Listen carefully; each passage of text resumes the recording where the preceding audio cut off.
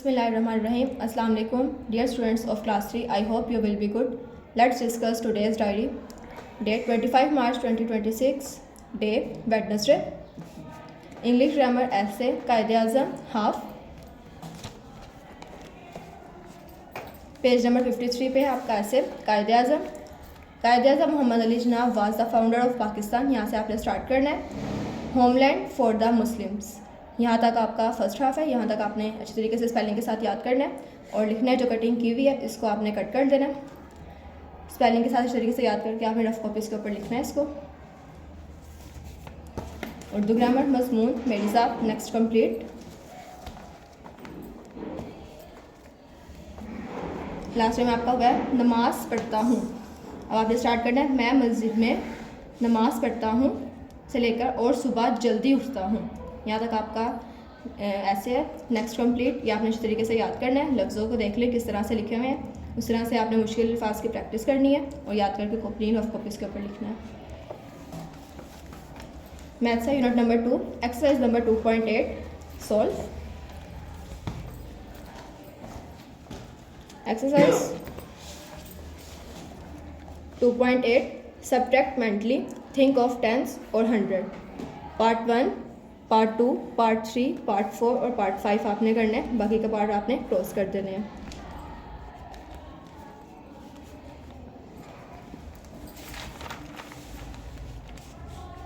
Exercise number 2.8 question number 1 subtract mentally think of tens और 100. आपने इसको क्वेश्चन को सब्ट्रैक्ट करना है मेंटली टेंस और हंड्रेड्स की डिजिट्स के साथ. पार्ट 1 है 140 माइनस 50. सोल्यूशन पार्ट को जिस तरह क्वेश्चन दिया हुआ है उसको नीचे नोट डाउन करेंगे. 140 50. अब सबसे पहले देखना है वंस वाली वैल्यूज़ को नहीं लिखना. टेंस और जो 100 ने वैल्यू दी हुई है उसको हम लिखेंगे. वंस टेंस की क्या वैल्यू है 4. 4 को लिखा. वंस क्या है 100 की वैल्यू है 1 को लिखा. अब नीचे क्या है 5 किसकी वैल्यू है टेंस की. टेंस को लिखा. अब 4 में से 5 जो है वो माइनस नहीं होगा. 1 में से 1 बोरो लेंगे तो ये क्या हो जाएगा 14. 14 में से 5 माइनस किया हमारे पास क्या आंसर आया 9 टेंस. 1 जो था वो 0 हो गया तो 0 नहीं लिखेंगे.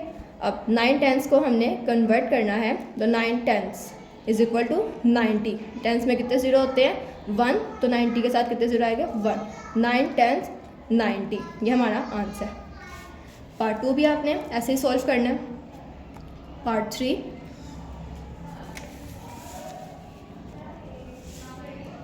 पार्ट 4 पार्ट 5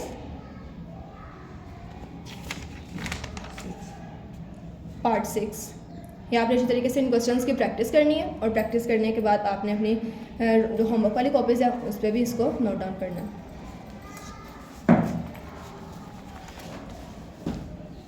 इस्लामिया बाब सोम सबक नंबर 1 तफसीली सवाल नंबर 1 हाफ. नबी करीम सल्लल्लाहु अलैहि वसल्लम की वलादत के वक्त होने वाले वाक़यात बयान करें. पेज नंबर 46 पे इसका आंसर है. सेकंड वाला पैराग्राफ जहाँ से स्टार्ट हो रहा है वहीं से इसका आंसर है. नबी करीम सल्लल्लाहु अलैहि वसल्लम की वलादत यहाँ से स्टार्ट करना है.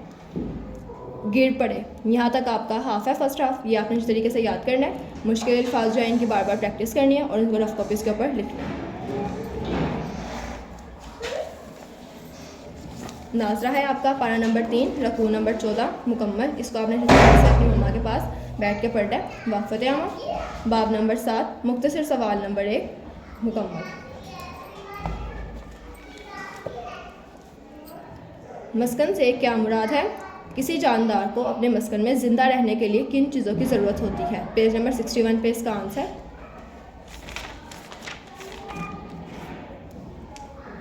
यहाँ से स्टार्ट करेंगे. पौधों और जानवरों के रहने की जगह को मस्कन कहते हैं. मस्कन जानदार को हवा पानी खुराक और पनाह फराहम करता है.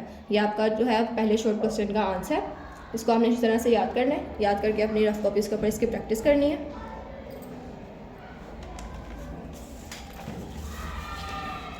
क्लास आपने ये सारे काम अच्छे तरीके से याद करने हैं. याद करके आपने ऑफिस में 9 से 11 के दरमियान में आपकी टाइमिंग है. आप आके आपने काम चेक करवाने हैं. अल्लाह हाफ़िज़.